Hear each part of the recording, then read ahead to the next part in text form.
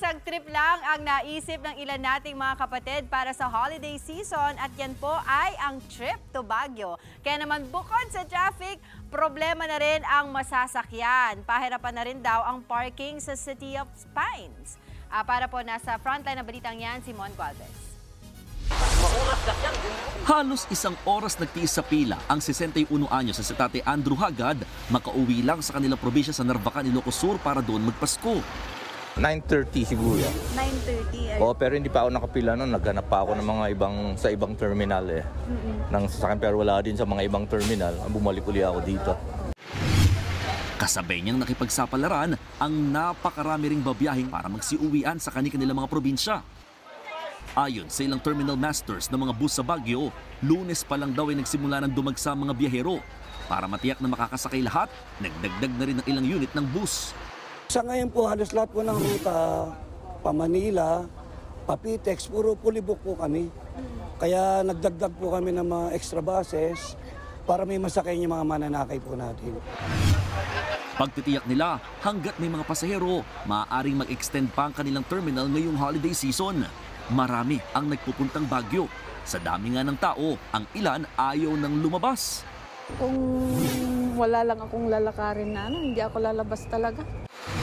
Sa patuloy na monitoring ng Baguio City Police Office Traffic Enforcement Unit, unang araw pa lamang ng Disyembre, nagsimula ng maramdaman ang pagbigat ng trapiko sa lungsod.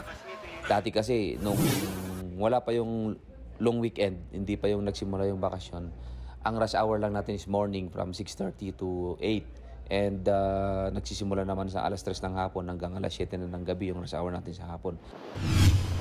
Bukod dyan, pahirapan din ang parking sa Baguio.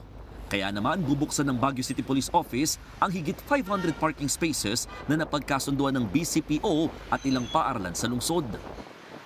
Yung move natin na to request yung other schools nga na actually ngayon pa lang kasi matatapos yung school ng City High and yung Quezon Elementary, and we are trying to request ulit yung available parking areas nila para magamit din ng public as alternate parking areas dahil nga nakikita natin na kulang yung available parking spaces dito sa Central Business District.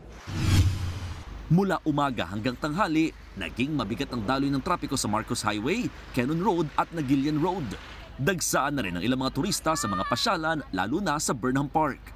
Bukod sa parking at traffic, pahirapan na rin makabook ng hotel sa Baguio. Paalala naman ng mga otoridad, mag-ingat sa mga booking scam. Tiyaking legit ang kausap na hotel para hindi ma-hassle sa inyong Christmas vacation. Nagbabalita mula sa Frontline, Mon Gualvez, News 5. Mga kapatid, Dimples Romana po, kumpletuhin ang inyong umaga ng mga kwentong puno ng inspirasyon. Salubungin po ang bawat araw ng may ngiti at pag-asa. Kaya't mag-subscribe na po at mag-follow na sa aming social media pages ng News 5.